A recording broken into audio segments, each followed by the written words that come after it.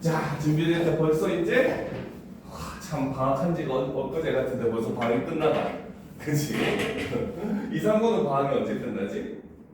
다음 주. 다다음 주 아니야? 한 13일 이때쯤 끝나지? 다다음 주.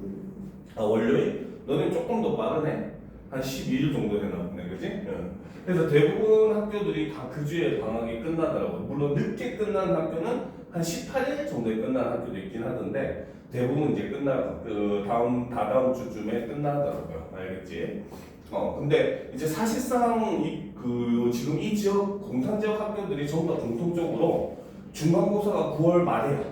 한 25일부터 시작해가지고 그렇지 보통 9월 한 30일 이 정도 안에 대부분 끝나는 그런 일정들을 많이 가지고 있더라고요. 알겠죠? 그래서 사실 우리가 어떻게 보면은 방학 끝나자마자 내신 대비대로 가야 돼. 알겠지? 그러니까 어떻게 보면 이런 것도 그런 부분에 대한 준비를 한 번 더 미리 해보는 거라 생각을 하고 우리가 오늘 김소월의 진달래꽃부터 한번 나가보도록 합시다. 알겠죠? 준비됐죠?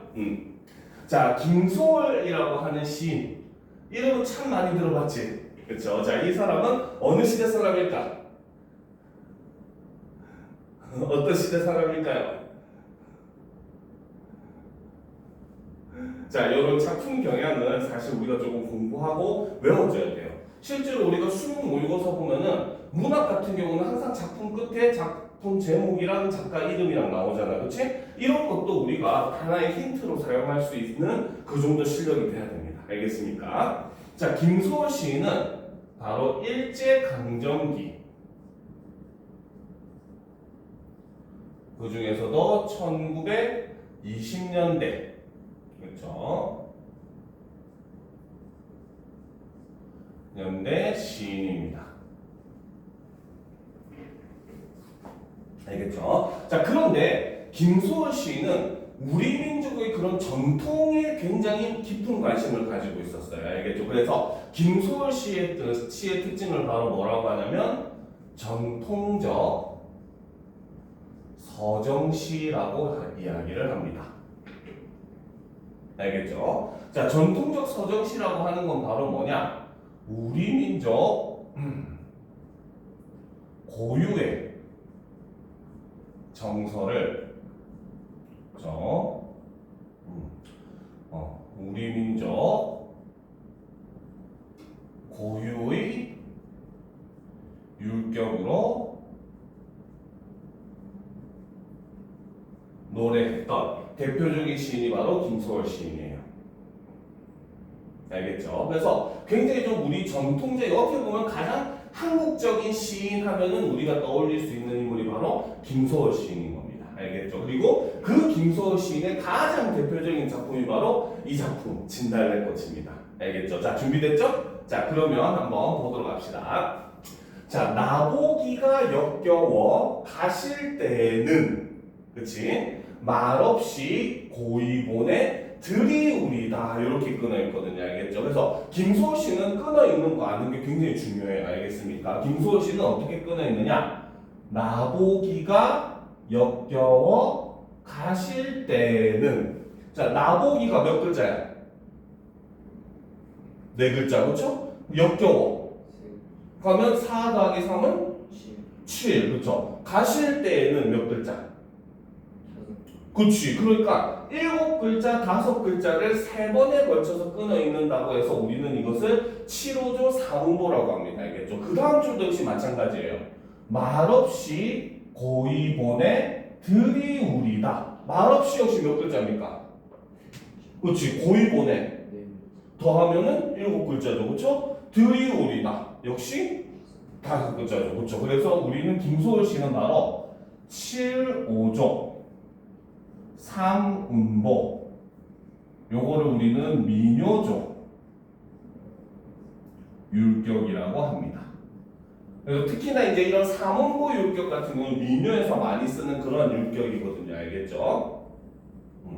그렇기 때문에 김소월 시들은 이렇게 3음보 율격을 가지는 경우가 굉장히 많습니다. 알겠습니까? 자, 그리고 이제 그러면 또 본문 내용도 한번 같이 살펴보도록 합시다. 자, 나보기가 역겨워 가실 때는 이라고 얘기하고 있어요. 그렇죠? 일단 여기서 나라고 하는 사람이 시에서 말하는 뭐다? 시에서 말하는 그쵸 시적 화자가 되겠죠. 자 그런데 여기서 한 가지 우리가 질문 한번 해봅시다. 나보기가 역겨워 가실 때는 이라고 얘기를 하고 있어. 그렇지? 그렇다는 말은 지금 화자는 인과 이별을 한 상태일까 안 한 상태일까? 그렇지 아직 안 한. 가실이니까 미래잖아요. 그렇죠? 그렇기 때문에 이 부분에서는 바로 뭐다? 이별의 상황을 어떻게 가정하고 있는 모습이다. 그래서 표현법으로 하면 이제 이거를 가정법이라고 이야기를 해요. 알겠습니까? 그렇기 때문에 이별의 상황을 가정하고 있다는 건 이꼴 바로 뭐다? 현재 이별을 한 상황은 아니다. 라는 걸 우리가 예측을 할 수 있다는 거죠. 알겠습니까? 자, 그런데 화자는 얘기합니다. 당신이 내가 보기가 역겨워서 나를 떠나간다 할 때는 말없이 고의본에 들이우리다 라고 되어 있어요. 자, 여기서 우리다. 그치? 원래는 이게 우리다가 맞아요. 알겠죠? 우리다가 아니라. 자, 우리다. 동그라미 쳐놓읍시다. 그쵸? 자, 여기서는 이제 각 연의 끝에, 그쵸? 자, 가군적 요소라고 볼 수가 있어요. 가군이 바로 뭐냐면, 행이나 이제 연의 끝에 같은 소리가 반복되는 걸 우리는 가군, 다리각자를 써서 끝부분에 그 운율이 느껴지는 부분이다라고 해서 가군이라고 얘기해요. 알겠죠? 그래서 가군적 요소로서 바로 우리다. 요거를 반복을 하죠. 자, 당연히 같은 말이 반복되니까 뭐가 느껴지겠어요? 그치. 그렇기 때문에 이로 인해서 첫 번째 운율이 형성이 되고 다음 두 번째 바로 경어체 바로 높임말입니다. 알겠습니까? 그래서 경어체를 사용을 함으로써 여성적 어조를 형성을 해준다. 말하는 사람이 여성과 같은 그런 느낌을 보여준다라고 이야기를 한다는 거죠. 됐습니까? 자, 그리고 이제 그 내용을 살펴보면 화자는 당신이 내가 역겨워서 떠나더라도 나는 말없이 당신을 보내주겠다라고 얘기를 하고 있죠. 이별을 받아들이고 있어, 거부하고 있어? 이별을 받아들입니까, 거부합니까?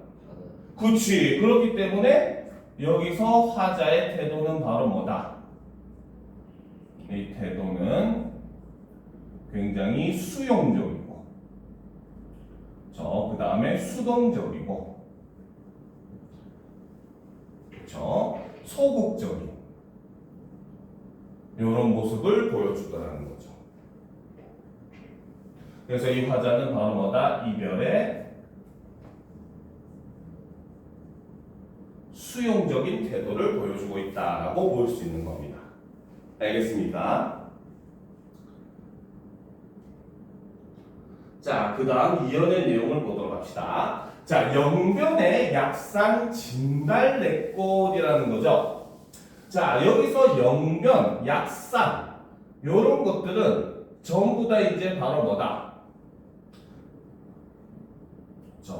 바로 김소월의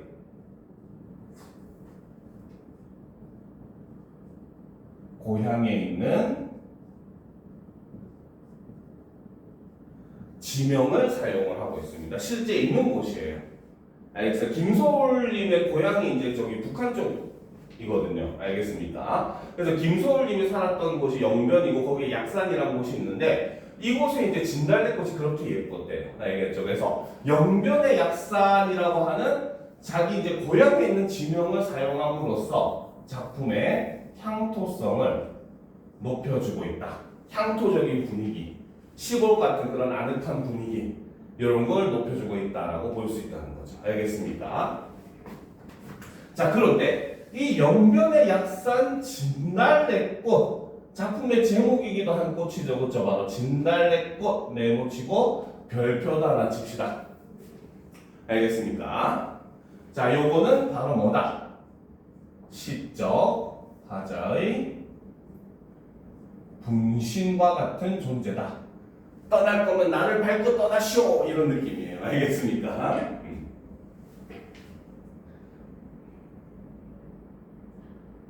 됐습니까? 그래서 영변의 약산 진달래꽃 아름다다 가실길에 뿌리 우리다. 자, 역시 우리다 반복되고 있죠. 그렇죠?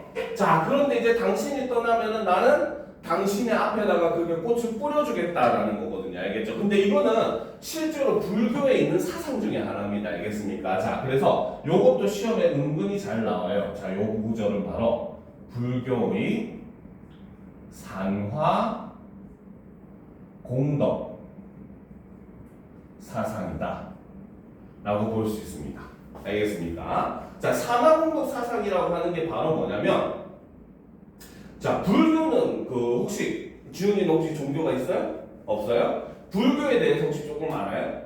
그냥 절에 대해서 말고 그러지, 그치? 근데 불교는 솔직하게 얘기하면 다신교예요. 신이 여러 명이에요. 그래서 어떤 절 가면은 뭐 약사열애가 있고, 어디 가면 뭐 천수관음 있고 막 그러잖아, 그치? 어디 가면 또 미륵보살이 있고 막 하잖아요, 그쵸? 그러니까 사실 부처라는 존재가 한 명이 아닙니다. 알겠습니까? 그런데 이제 그 불교의 교리가 바로 뭐냐면 누구든지, 그쵸? 해탈의 경지에 오르면은 부처가 될 수 있다라고 하는 게 불교의 교리거든요. 알겠죠? 그래서 어떤 사람이 이제 깨달음을 얻어서 해탈의 경지에 이르잖아요. 그렇죠? 그러면은 하늘에서 그 사람의 깨달음을 축복해주기 위해 꽃잎이 비처럼 떨어진답니다. 그걸 바로 산화공덕이라고 불러요. 알겠죠? 그렇다는 것은 당신이 나를 떠나는데 나는 당신의 앞길에 꼭 꽃을 뿌려주겠다라는 거는 떠나가는 당신을 어떻게 해주고 있다 화자는. 그치, 바로 여기서 화자는 떠나는 임에 대한 축복의 의미가 이렇게 나타나더라는 거죠. 됐습니까? 자, 그 다음 3년을 보도록 합시다. 자, 가시는 걸음걸음 놓인 그 꽃을, 여기서 말하는 그 꽃은 바로 진달래꽃이죠. 그렇죠? 자, 사뿐히 들여밟고 가시 없어서. 자, 사뿐히 바른 게 무슨 뜻일까? 사뿐히. 우리는 언제 사뿐히 바른다고 얘기해? 그치? 아주 살짝 톡 그거 바른 거지, 그치? 근데 들여 바른 건 뭐겠어? 그치? 꾹 눌러서 받는 겁니다. 알겠죠? 두 개가 많이 연결이 됩니까? 안 됩니까? 안 되죠. 그래서 요거는 바로 역설적 표현이다 라고 얘기를 합니다. 알겠죠? 사실 떠나지 말라는 소리인 거죠. 알겠죠? 그래서 가시는 걸음걸음 놓인 그 꽃을 사뿐히 들여밟고 가시 없어서 나보기가 역겨워 가실 때에는 죽어도 아니 눈물 흘리우리다. 자, 역시 우리다. 동그라미 치고. 자, 요 구절은 너무나 유명한 구절이죠. 죽어도 아니 눈물 흘리우리다. 그렇죠? 자, 근데 일단 이거를 올바른 문장으로 하면은 죽어도 눈물을 아니 흘리겠습니다 해야지 올바른 문장입니다. 알겠죠? 그래서 여기서 문장의 순서를 바꿨기 때문에 도치법이 사용이 돼요. 알겠습니까? 자, 그 다음에 이제 여기서 보면, 자, 당신이 나를 떠나도 나는 울지 않을 거야. 말도 안 돼. 당신이 나를 떠나도 나는 울지 않을 거야. 말 되잖아, 그렇지? 근데 내가 목숨 바쳐 사랑한 사람이 나를 떠난다는데 울지 않은 사람이 있을까? 없어요. 알겠죠? 목숨 바쳐 사랑한 사람이 떠난다는데 울지 않은 사람이 없어요. 알겠지? 그러니까 여기서는 반어법도 사용을 합니다. 알겠습니까? 그래서 이거는 사실 제일 중요한 구절이 이 구절이에요. 반어법. 반어법 하면 가장 대표적인 구절이 바로 여기 얘기하는 죽어도 아니 눈물 흘리우리다 이 구절입니다. 알겠습니까? 자, 그래서 이 부분에서는 바로 뭐다? 바로 반어와 도치를 통한 바로 A 불비의 태도가 드러난다 라고 얘기를 해요. 자, 여기서 A 불비라고 하는 말은 무슨 뜻이다? 바로 슬픔을 겉으로 드러내지 않는다. 이런 뜻입니다.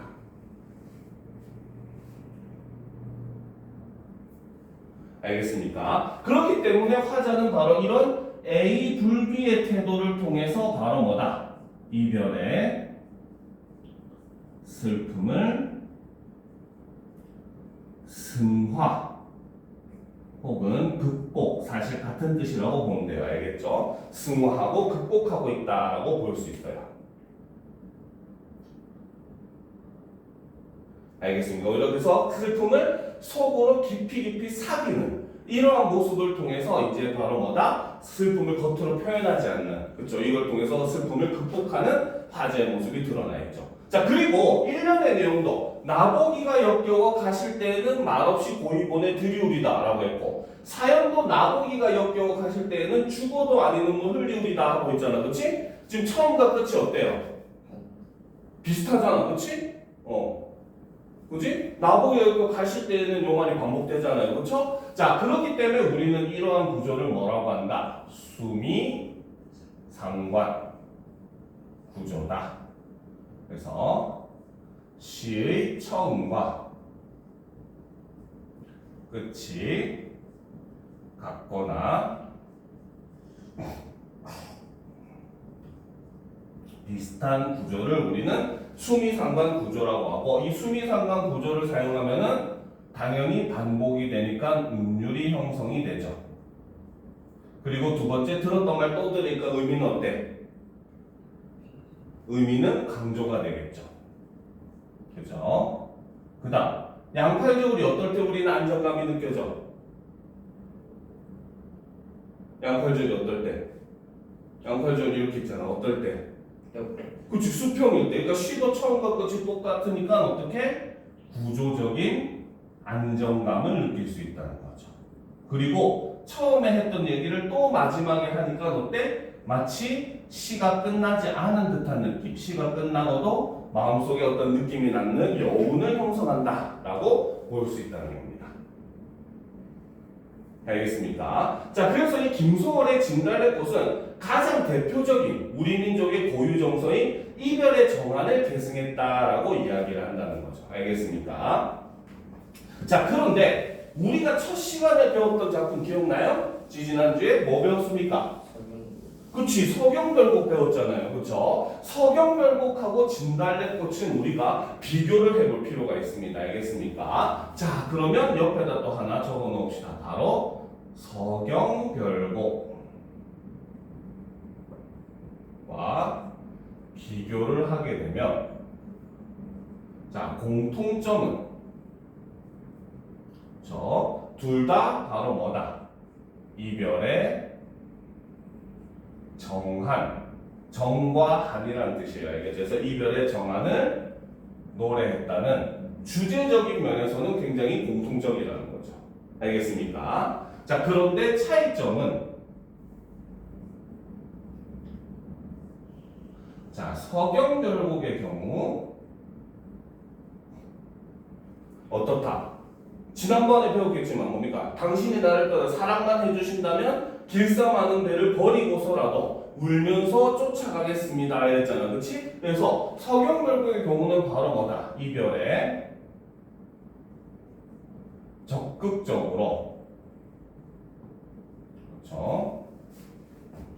저항을 하려는 그러한 화자의 모습이 드러나는 거죠. 화자의 태도가 굉장히 적극적이라는 겁니다. 하지만 반면에 진달래꽃, 거기에 플러스 더해가지고 우리가 배우지는 않았지만 아마 중학교 때 배웠을 가능성도 꽤 높아요. 바로 고려가요 중에 가시리라는 작품이 있죠. 가시리 있고 배운 적 있습니까?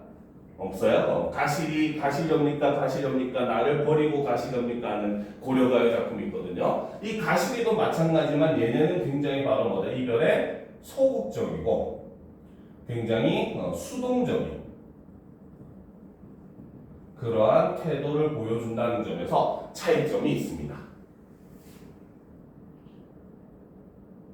알겠습니까? 자, 그러면 이제 우리가 이어서 우리 민족의 고유의 정서인 이별의 정안을 계승한 작품들이라고 평가받는 작품들을 한번 그 대표적인 작품들 중심으로 한번 살펴보도록 합시다. 알겠죠? 자, 당연히 이제 요거 내용 하기 전에 요거 하나는 적어 놓읍시다. 바로 자, 우리 민족 고유의 정서인 이별의 정안을 계승한 작품들 리스트를 간단하게만 살펴보면 첫 번째 작품이 이제 바로 황조가 라는 작품이고 얘는 고대 가요 고구려 시대에 쓰인 작품이고 유리왕이 썼다. 고구려의 이대왕인 유리왕이 썼다라고 전해집니다. 알겠습니까? 자, 그리고 두 번째 작품이 우리가 아까 얘기했던 가시리, 서경별곡 이런 작품들은 고려 가요죠. 둘 다 작작 이상이기 때문에 작가는 누군지 몰라요. 그죠? 오케이? 자, 그리고 세 번째 작품이 바로 송인이라는 고려 한시입니다. 고려 한시고 정지상이라고 하는 사람이 썼어요. 알겠죠? 고려 시대에 쓰인 한시입니다. 알겠죠? 자, 그 다음 네 번째가 바로 황진이의 시조들.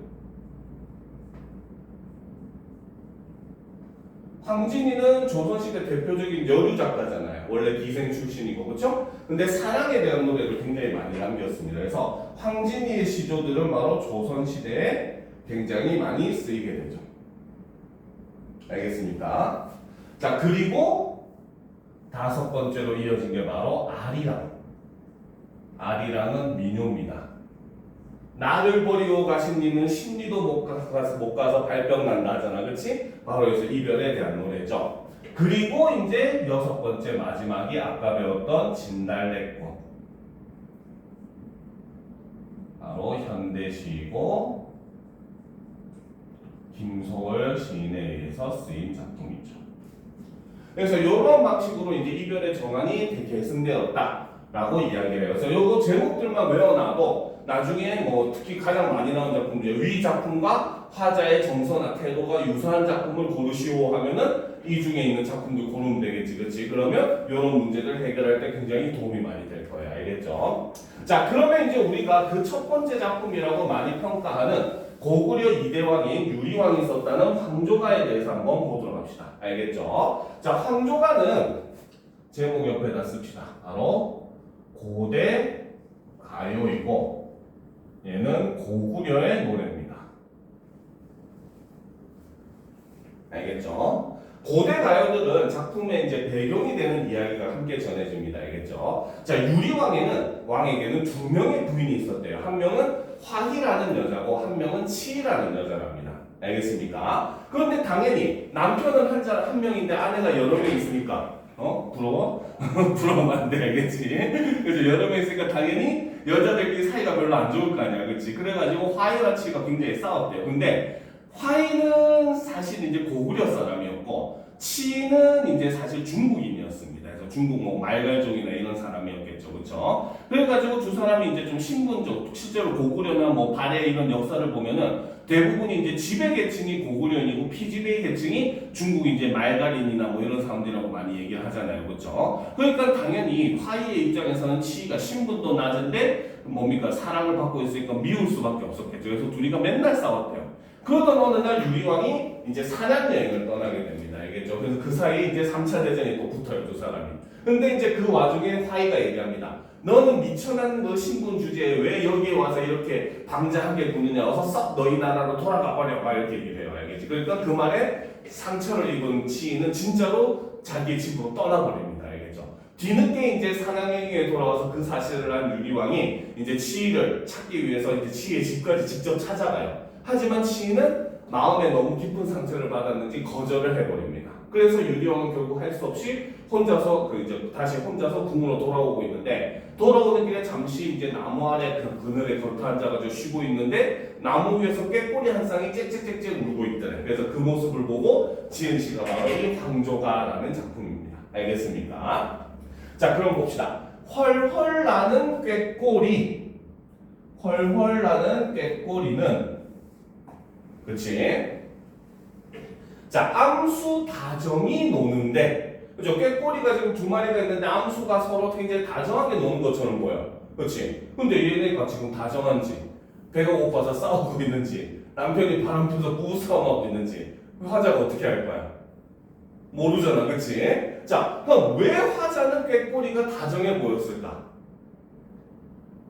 왜 꾀꼬리가 다정해 보였을까? 자기는 어때서? 혼자니까, 외로우니까, 그치? 그렇기 때문에 이 꾀꼬리라고 하는 것이 사실은 다정한지 아닌지는 모르겠지만 뭡니까? 내가 보기에 내가 외로우니까 다정하게 보인 거잖아요. 그쵸? 그래서 우리는 이런 것들을 뭐라고 하느냐? 객관적 상관물이라고 이야기를 합니다. 객관적으로 존재하는데 마치 나랑 관계 있는 것처럼 이야기를 하더라는 거죠. 알겠습니까? 그래서 헐헐 나는 꾀꼬리는 암수 다정이 논이는데 외로울사. 누가 외롭다? 누가 외롭다? 그치, 바로 이게 화자의 정서를 직접 표출을 해주고 있는 부분이죠. 그래서 외로울사 이내 몸은, 자, 이내 몸이 바로 화자 자신이 되는 것이고, 화자 자신의 처지와 꾀꼬리가 서로 어떻다? 그치, 서로 대조가 되더라는 거죠. 알겠습니까? 그래서 자기는 외로운데 저렇게 다정한 꾀꼬리의 모습을 함께 제시함으로써 오히려 자신의 외로운 처지를 더욱더 어떻게 하고 있다? 그치, 강조한다는 거죠. 그쵸? 그렇죠? 솔로 천국, 커플 지옥 이러고 있는 거야. 알겠지? 그래서 외로울사 인의 몸은 네와 함께 돌아가리. 돌아갈 사람이 있다 없다? 있다? 치가 지금 같이 안 왔는데? 없다. 그치, 없다죠. 바로 네와 함께 돌아갈 것인가? 함께 돌아갈 사람이 없다는 거죠. 바로 서리법을 사용을 하고 있는 겁니다. 알겠습니까? 그래서 사랑했던 치와의 이별을 담고 있는 노래가 바로 그 고려의 이대왕, 주몽의 아들이라고 불리죠. 그래서 이대왕이 유리왕이 지었다고 전해지는 황조가입니다. 알겠습니까? 자, 그러면 두 번째 작품 보도록 합시다. 자, 황진이 작품이죠. 동지딸 기나긴 밤을 보도록 합시다. 준비됐죠? 자, 동지딸 기나긴 밤을,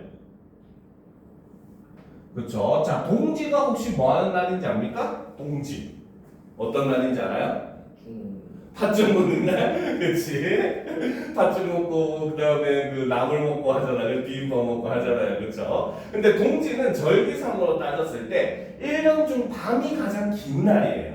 알겠습니까? 반대로 여름은 하지라고 하죠, 그렇죠? 하지는 반대로 이제 낮이 가장 긴 날, 밤이 가장 짧은 날을 하지라고 해요. 그래서 동지와 하지를 기준으로 낮과 밤의 이제 비율이 달라지게 됩니다. 알겠습니까? 자, 근데 이제 보통 동짓날 이렇게 팥죽을 먹는 거는 뭐 잡기를 물리치는 거고, 나무를 먹는 거는 이제 동지가 지나면 이제 사실상 봄이 오거든요. 알겠죠? 근데 우리 민족은 이제 그 예전에 나무를 먹어야 되는데 겨울에는 나무를 먹을 수 없잖아. 식물이 안 자라니까, 그치? 그래가지고 이제 미리 가을에 나물들을 캐가지고 그거를 말려놔. 그래가지고 이제 그거를 물에 불려가지고 겨울에 겨울 동안 먹고 했는데 동지가 지나면은 봄이 오니까 이제 다 먹어야 되잖아. 말려놨다고. 그래서 그때 다 꺼내서 비빔밥을 먹는 게 약간 풍습으로 지금 남은 거예요. 알겠죠? 자, 근데 가뜩이나 1년 중 밤이 가장 긴 동지인데, 그쵸? 사랑하는 사람조차 옆에 없어. 그러니까 이 동지딸 기나긴 밤은 화작에 있어서는 어떤 시간이야? 그치, 바로 동지딸 기나긴 밤이라고 하는 것은 바로 뭐다? 바로 이미 없는 외로움의 시간이라는 거죠.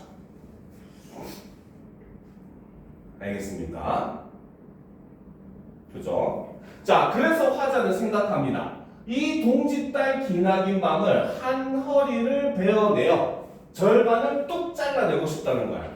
알겠죠? 그래서 춘풍 이불 아래, 봄바람처럼 포근한 이불 아래 서리서리 넣었다가, 자, 서리서리 동그라미 치고 일단 서리서리 넣었다가 밑줄 쳐놓읍시다.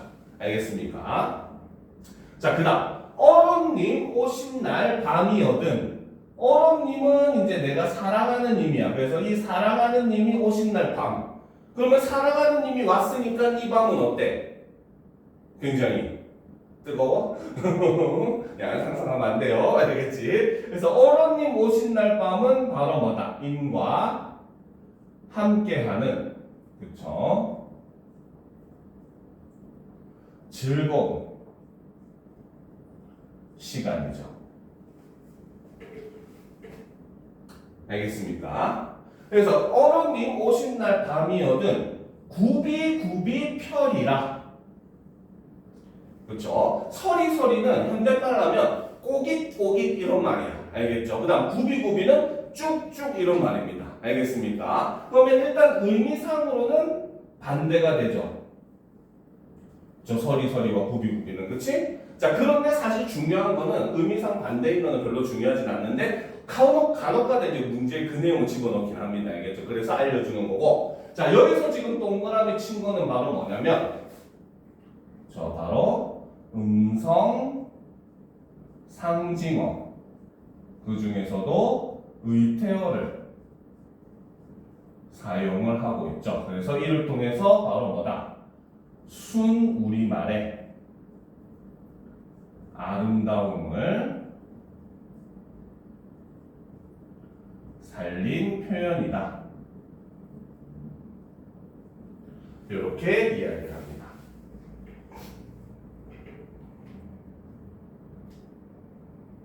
이해가 됩니까?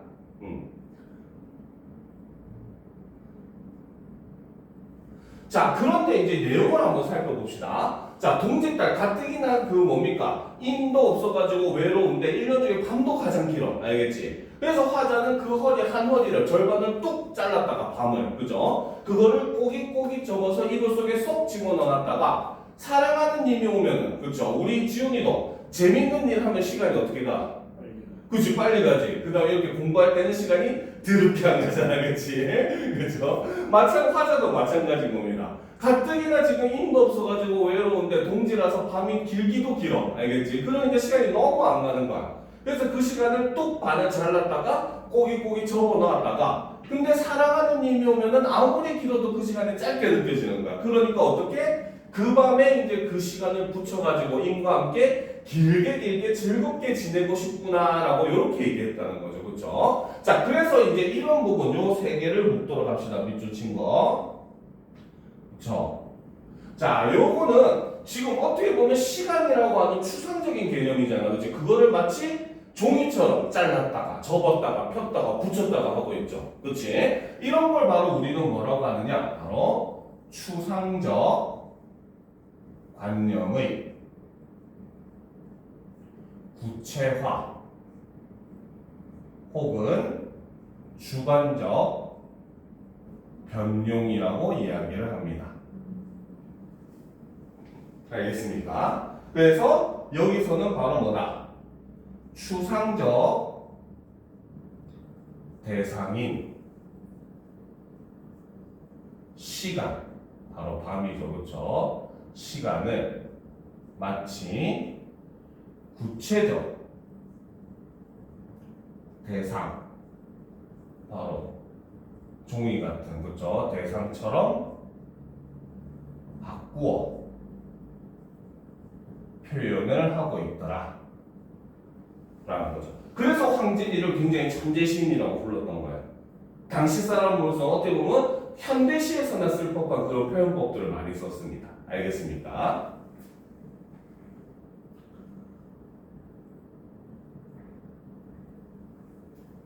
이해가 되죠? 그래서 이제 바로 뭐다? 임에 대한 그리움. 사실 주제는 임에 대한 그리움이죠. 이별을 했으니까 그리움을 이렇게 노래한 시가 바로 동짓달 기나긴 밤을이라고 하는 작품인 겁니다. 알겠죠? 자, 그 다음 작품 정지상의 송인으로 넘어가 보도록 합시다.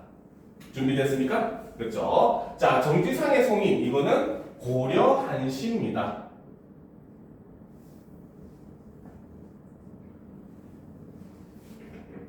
자, 그러니까 이제 밑에 옆에 있는 이 한자가 본문이에요. 알겠습니까? 알겠죠? 자, 그럼 내용을 봅시다. 비개인 뚝에 풀빛이 진한데 혹은 뭐 해석에 따라서 다른데 뭐 풀빛이 푸르른데 이렇게 해석을 하기도 해요. 알겠습니까? 자, 우리가 한번 상상을 해봅시다. 지금 막 비가 그쳤어. 알겠지? 그래서 풀에는 이슬이 막 맺혀가지고 풀잎에 물방울이 반짝반짝 빛나고 있어. 알겠죠? 지금 배경의 모습이 어때요? 굉장히 어떻게 느껴져? 막 풀잎에 이슬이 맺혀서 반짝반짝거리고 있고 비가 막 내려서 그 공기도 되게 깨끗하고 할 거 아니야, 그렇지? 그러니까 배경이 굉장히 아름답죠, 그렇죠? 자, 그래서 여기서는 바로 뭐다? 굉장히 아름다운, 그렇죠? 자연의 모습을 드러내고 있다는 거죠.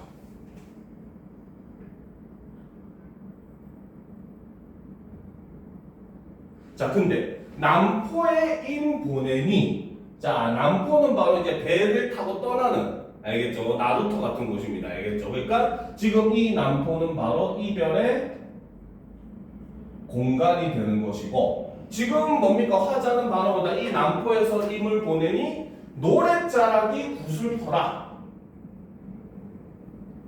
라는 거죠. 그렇죠? 혹은 뭐 해석에 따라서 이별 노래 부르네 이렇게 해석을 하기도 합니다. 알겠습니까? 자, 그러니까 지금 사람은 뭐 하고 있다? 이 남포에서 아름다운 자연 속에서 사람은 뭐 하고 있다? 뭐 하고 있습니까 지금? 화자는 임을 보내고 있죠. 그렇죠? 그러면 여기서는 바로 이별하는 인간, 즉 화자의 모습이 드러나죠. 그러니까 자연의 모습과 오히려 인간의 모습이 대조, 즉 대비가 됨으로써 그렇죠? 오히려 뭐다? 이별하는 사람의 모습을 더욱더 어떻게? 그렇죠? 강조, 부각해주는 효과가 있더라는 겁니다. 알겠습니까? 그래서 여기서는 아름다운 자연의 모습과 이별하는 이 사람의 모습을 서로 대조적으로 제시를 함으로써 이별하는 그 화자의 처지를 더욱더 그 뭡니까? 부각해주는 그런 효과가 있다라는 거죠. 그렇죠? 자, 그리고 여기 두 줄을 보면은 바로 뭐다? 지금 강 주변에 이제 뭡니까? 막 비가 그쳐가지고 반짝반짝 이제 푸른 빛나면서 아 예쁜데 나는 이 강포에서 임과 이별하고 있대. 그렇지? 그러니까 여기서는 지금 어떻게 보면은 객관적인 상황을 먼저 제시를 하고 있죠. 그렇죠? 그래서 우리는 이것을 선경이라고 이야기합니다. 알겠죠? 그래서 선경은 바로 객관적인 상황을 먼저 제시를 한다 라고 본다는 거죠. 몇몇 학생들은 그런 말도 해요. 선생님 저기 구슬프 닿는데 저기 어떻게 객관적 상황이에요? 물론 이렇게 조금씩 이제 감정적인 말은 들어갈 수 있지만 어쨌든 지금 상황은 바로 뭐다? 남포에서 지금 임과 이별하고 있다는 상황을 제시한 거잖아요. 그렇죠? 그렇기 때문에 이거는 선경, 객관적 상황을 먼저 제시했다라고 볼 수 있습니다. 알겠습니까? 자, 그 다음 봅시다. 대동강물은 어느 때나 마를 건가? 마른다 안 마른다? 안 마른다는 거죠. 그렇죠? 당연히 여기서는 서리를 사용을 하고 있죠. 자, 그런데 안 마르는 이유가 더 기가 찹니다. 뭐 때문에? 해마다 이별의 눈물, 푸른 물결에 더하거니라는 거야. 즉 바로 뭐다? 내가 해마다 여기 와서 이별의 눈물을 흘릴 거니까 대동강물이 절대 마를 수 없다라고 얘기한다는 거죠. 그렇죠? 자, 그렇기 때문에 자, 꼭세로 표시합시다. 대동강물은 더하거니까지 꼭세로 표시합시다. 표시했습니까? 자, 근데 원래 문장은 어떻게 해야 돼? 해마다 이별의 눈물과 푸른 물결에 더하니 대동강물은 어느 때나 마를 것인가 라고 해야 올바른 문장이 되잖아. 그렇죠? 그래서 여기서는 바로 뭐다? 도치, 서리, 그 다음에 과장을 사용합니다. 아무리 지가 눈물을 많이 흘려도 어떻게 강이 마를 강이 안 마를 정도로 흘리진 않을 거 아니야. 그렇지? 그죠? 그래서 도치법, 서리법, 과장법을 사용을 해서 이를 통해 바로 이별의 슬픔을 그렇죠? 효과적으로 형상화했다. 그만큼 내 이 슬픔이 크다라고 하는 거를 이렇게 과장해서 표현했다라고 평가를 한다는 거죠. 알겠습니까? 자, 그리고 이제 이 뒷부분에서는 화자의 감정이 드러난다고 해서 우리는 이것을 후정이라고 합니다. 그래서 여기서는 바로 뭐다? 개인적 감정을 뒤에 제시를 하고 있죠. 그래서 이러한 구조를 우리는 뭐라고 하느냐? 선경 후정 구조다 라고 얘기하고, 이거는 한시에서 주로 사용하는 구조입니다. 그래서 많은 한시들은 이런 선경 후정 구조를 채택을 하고 있어요. 알겠습니까? 됐습니까? 자, 그러면 이제 그 다음 작품 김소월의 초원까지 하고 쉬는 시간 가지도록 합시다. 알겠습니까? 자, 김소월의 초원. 그렇죠? 자, 근데 이 작품은 사실 제목부터 조금 살펴볼 필요가 있어요. 알겠죠? 초원이 무슨 뜻일까? 초원. 여기서 특히 혼자가 무슨 혼자인지 알겠어요? 어디서 좀 본 것 같지 않아요, 근데? 응? 아니에요? 그렇지? 여기서 혼은 영혼할 때 그 혼입니다. 알겠습니까? 그러니까 초는 초대하다 할 때 초자예요. 즉 바로 뭐다? 영혼을 어떻게 한다? 초대하는 겁니다. 알겠습니까? 자, 그렇기 때문에 이 초혼이라고 하는 것은 바로 뭐다? 바로 제를 지낼 때, 그렇죠? 영혼을 부르는 초혼 의식을 이렇게 형상화한 시가 바로 김소월의 초혼이라고 하는 작품입니다. 알겠죠? 지훈이는 지금 제사 지내요? 그렇지. 근데 보통 우리는 요즘은 제사 지낼 때는 그냥 간단하게만 지내잖아. 상 차려놓고 그냥 다 같이 절하자 해가지고 향 피우고 술 넣고 절하고 하잖아. 그렇지? 근데 원래 이제 그 우리가 종갓집이라는 말 들어봤죠? 김치 브랜드로만 보면 안 돼야겠지. 종갓집이라는 말 보면은 보통 어떤 성씨의 그런 그 직계 계통의 종갓집이라고 얘기하거든요. 종갓집에 가면 제사 지낼 때 종이에다 글을 써서 있습니다. 뭐 유세차 몇월 며칠 몇일 누구는 누구의 그 죄를 지내는데 영혼이 와가지고 식사를 하면서 처음에 먼저 제문을 읽거든요. 알겠죠? 바로 그게 초혼 의식입니다. 영혼을 부르는 의식이에요. 알겠죠? 근데 일반적으로 집에서 제사 지낼 때는 요즘은 요 초혼 의식을 잘 하진 않아요. 근데 원래는 옛날부터 제를 지낼 때 먼저 영혼을 부르기 위해서 했었던 의식에서 이름을 따온 겁니다. 그렇다는 말은 바로 뭐다? 화자가 사랑하는 사람이 이미 어떻게 됐다? 그치. 죽었으니까 제사를 지낸다는 뜻이 되는 거죠. 알겠습니까? 자, 그러면 내용을 한번 살펴보도록 합시다. 산산이 부서진 이름이여. 자, 이것도 끊어 읽을 때 산산이 부서진 이름이여. 허공 중에 헤어진 이름이여. 불러도 주인 없는 이름이여. 부르다가 내가 죽을 이름이여. 그쵸? 자, 한 줄이 전부 다 몇 번에 걸쳐서 끊어 읽혀져? 그치. 여기서도 그렇기 때문에 삼음보 율격을 사용을 하고 있죠. 바로 민요적 율격을 쓰고 있습니다. 김소월 씨의 특징이라고 했잖아요. 그쵸?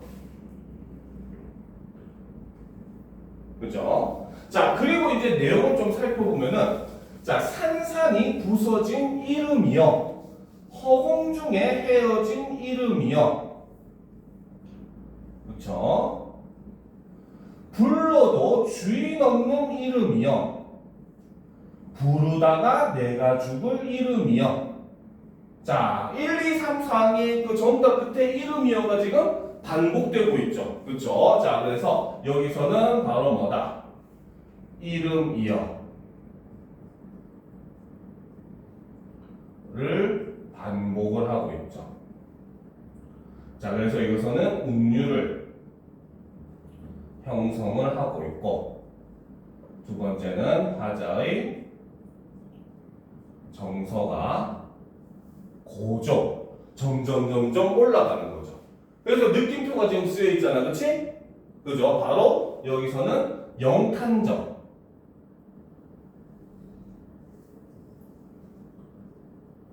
어조를 사용을 하고 있습니다. 알겠죠? 그래서 이 초는 일반적인 김소월 시에 비해서 굉장히 좀 감정적인 시입니다. 알겠습니까? 굉장히 격정적이고 굉장히 감정을 그 가감없이 드러내는 그런 작품이에요. 알겠죠? 자, 그리고 여기서도 보면 지금 뭡니까? 이름인데 불러도 주행이 없대. 그 말은 바로 뭐다? 이문 어떻게 되었다? 그치, 현재 바로 뭐다? 그렇죠? 이는 바로 현재 죽음으로 인해 이별을 한 상태다라고 볼 수 있다는 거죠. 다른 말로 우리가 사별이라고 하겠죠. 알겠습니까? 자, 심중에 남아있는 말 한마디는 끝끝내 마저 하지 못하였구나. 그래서 님에게 남아있는 뭐 사랑한다는 말 그런 말이겠지, 그치? 그런 말을 결국 했다 못했다. 못했다는 거죠, 그렇죠? 그래서 님에게 해야 될 말을 하지 못한 데에 대한 바로 아쉬움, 후회 이런 것들이 드러나는 거죠. 자, 그래서 화자는 여전히 안타랍니다. 사랑하던 그 사람이여, 사랑하던 그 사람이여. 같은 말을 어떻게 하고 있어? 그치. 그래서 반복을 통한 슬픔의 강조 첫 번째가 되는 겁니다. 알겠습니까? 자, 그 다음을 보답시다. 붉은 해는 서산마루에 걸리었다라는 거지, 그치? 자, 해가 지금 서쪽으로 가서 산 쪽의 마루에 걸려있대. 그럼 지금 시간이 몇 시? 대략적으로? 6시. 그치. 바로 저녁 무렵이 되겠지, 그치? 자, 붉은 해는 서산마루에 걸리었다라고 하는 것은, 그쵸? 시간적 배경으로서 바로 저녁 무렵이라는 겁니다. 그쵸?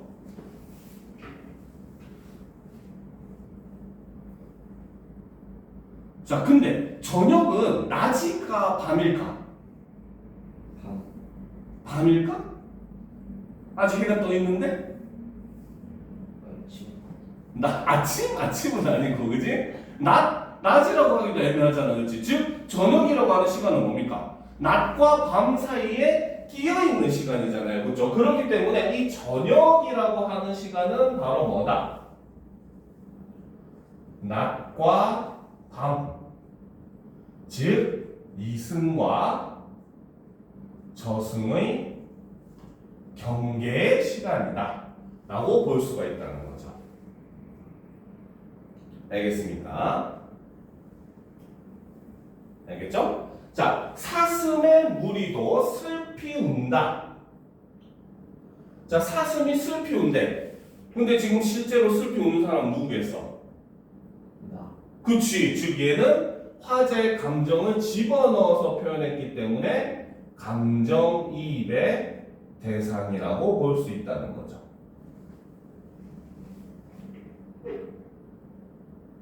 알겠죠? 자, 떨어져 나가앉은 산 위에서, 자, 산도 저기 동떨어져 덩그러니 있는 것 같아.